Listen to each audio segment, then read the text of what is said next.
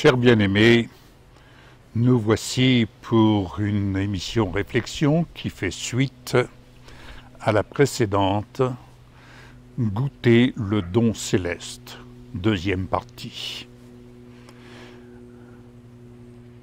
Acte 1, versets 5 à 8, nous avons cette parole qui nous dit « Jean a baptisé d'eau, baptême de repentance. » Qu'est-ce que la repentance?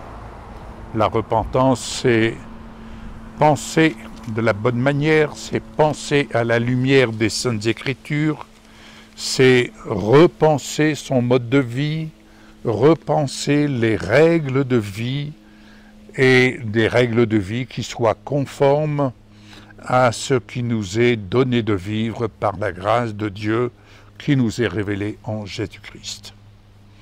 La repentance, c'est avoir l'humilité de se détourner de nos mauvaises voies pour nous orienter dans la voie par excellence, la voie de la sagesse, afin de vivre notre salut et de parvenir vraiment là, dans notre destinée, celle que Dieu notre Père a planifiée pour chacun d'entre nous. Alors, Jean a baptisé d'eau, nous disent les actes, mais vous, dans peu de jours, vous serez baptisés du Saint-Esprit. Jean-Baptiste pouvait dire « Celui qui vient après moi, je ne suis pas digne de délier ses souliers, il vous baptisera du Saint-Esprit et de feu. » Au verset 8, il nous est dit « Mais vous recevrez une puissance, le Saint-Esprit survenant sur vous, et vous serez mes témoins à Jérusalem, dans toute la Judée, dans la Samarie et jusqu'aux extrémités de la terre. » Cette action divine qui s'opère dans notre cœur, c'est l'action du don céleste qui nous est donné de goûter. Goûter le don céleste, c'est se détacher de ce à quoi nous nous nourrissons ici-bas pour nous nourrir de ce qui est divin. Quand il est dit « vous serez mes témoins », cela veut dire que dans la volonté de Dieu, dans ce que Dieu a planifié dans l'œuvre de son Fils, Yeshua, il nous destine à être animés de la même nature. Un témoin, c'est quelqu'un qui est animé de la même nature que Jésus et qui porte son image. Autrement dit, l'image de Christ, cette image qu'il reflète. L'œuvre du Saint-Esprit vise à nous rendre témoins de ce que Dieu opère en témoignage à son Fils bien-aimé, premier-né d'entre les morts, celui qui est venu et à qui nous avons ouvert la porte pour dire « Seigneur Jésus, sois Sauveur de ma vie et deviens le Seigneur de ma vie, et que ton règne vienne s'établir dans ma vie, afin que j'en sois le témoin. » Hébreux 6,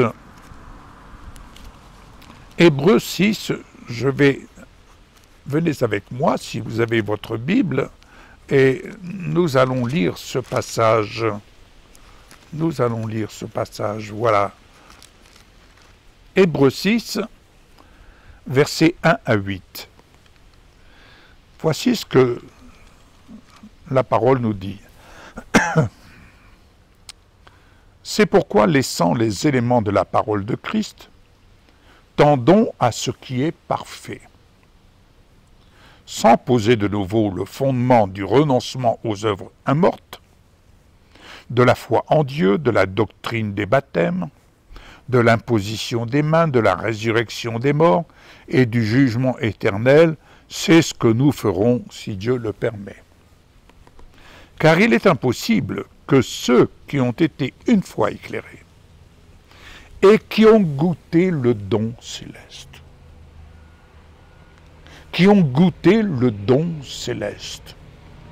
c'est-à-dire qui ont eu part, qui ont goûté, qui se sont nourris, et goûter au don céleste, c'est goûter à Jésus-Christ glorifié,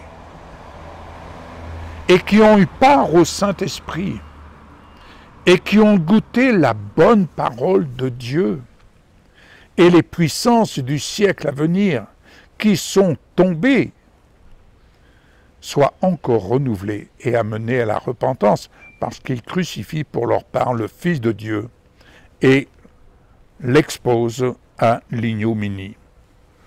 Lorsqu'une terre abreuvée par la pluie qui tombe souvent sur elle, produit une herbe utile à ceux pour qui elle est cultivée, elle participe à la bénédiction de Dieu. Mais si elle produit des épines et des chardons, elle est réprouvée et près d'être maudite, et on finit par y mettre le feu. Goûter le don céleste, c'est goûter le don de Jésus-Christ, corps glorifié. Et cela, par le Saint-Esprit, c'est-à-dire immergé par le baptême du Saint-Esprit, mais immergé dans la nature de Christ, c'est-à-dire immergé dans ce feu céleste.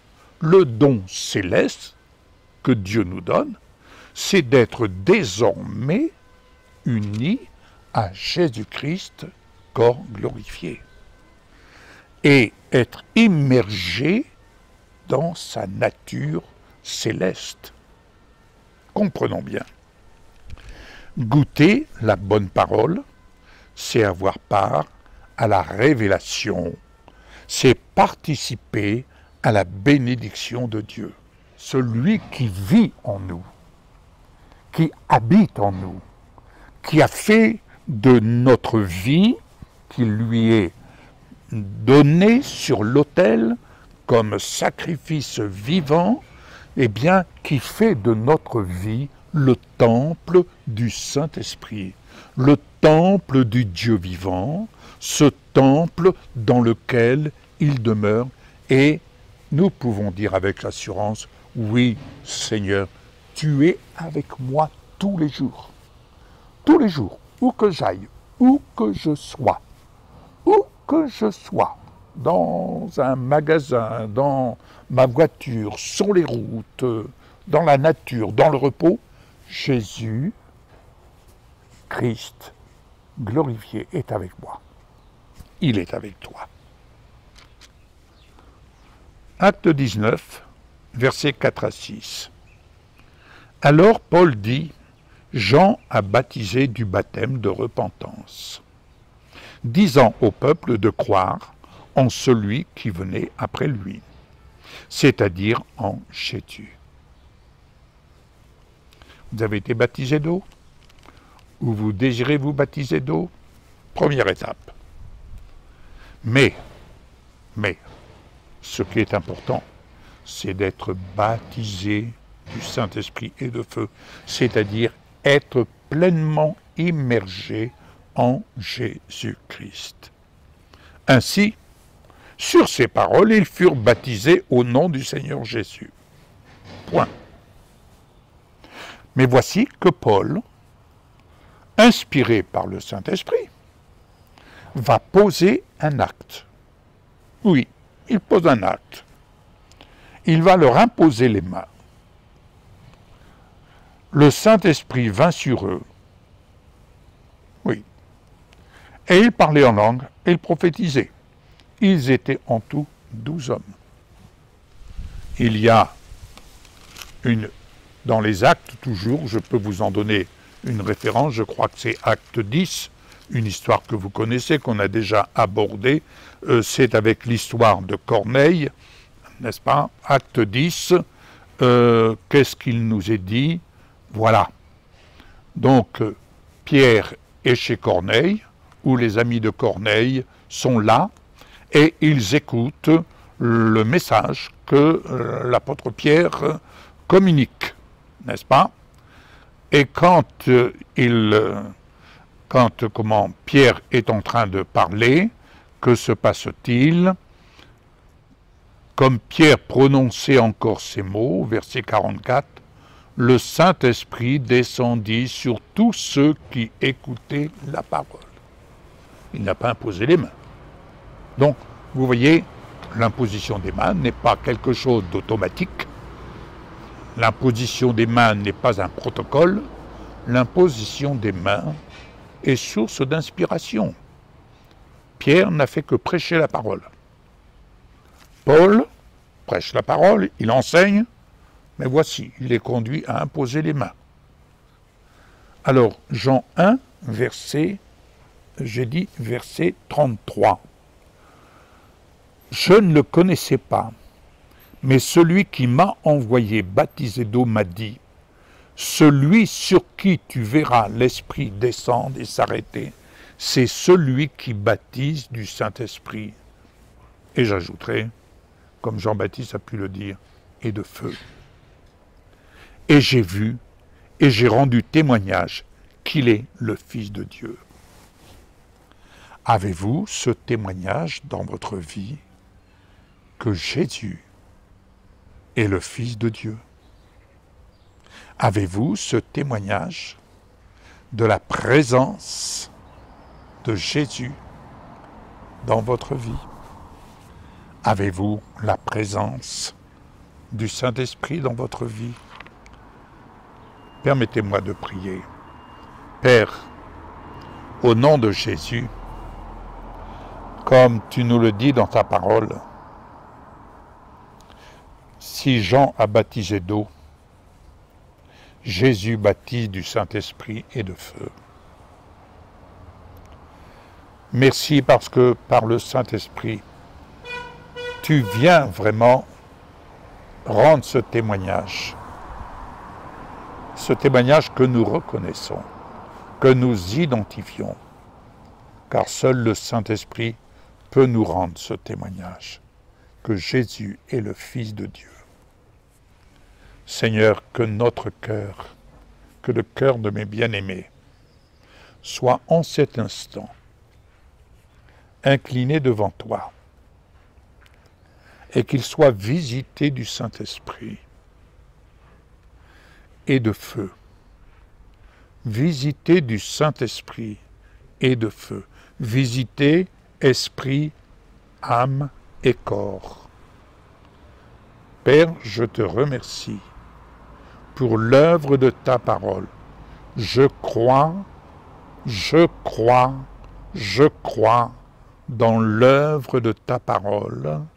Je crois que tu rends ton témoignage à l'œuvre de ta parole. Je crois que tu rends ce témoignage de puissance, d'amour, dans le cœur de ces bien-aimés, ceux bien-aimés qui m'écoutent. Au nom de Jésus, merci pour ton action. Merci pour l'âme de mes bien-aimés, ces âmes que tu visites avec puissance, que tu attires à toi par Jésus-Christ, qui en est le chemin, la vérité et la vie. Que chacun puisse goûter ainsi du don céleste que tu nous as offert pour notre salut. Merci Père. Amen. Soyez bénis, prenez bon courage et tenez précieux ce don céleste. C'est un don de Dieu qui nous est offert, qui vous est offert à titre personnel pour le salut, votre salut, esprit, âme et corps. À une prochaine émission. Bon courage. À très bientôt. Au revoir.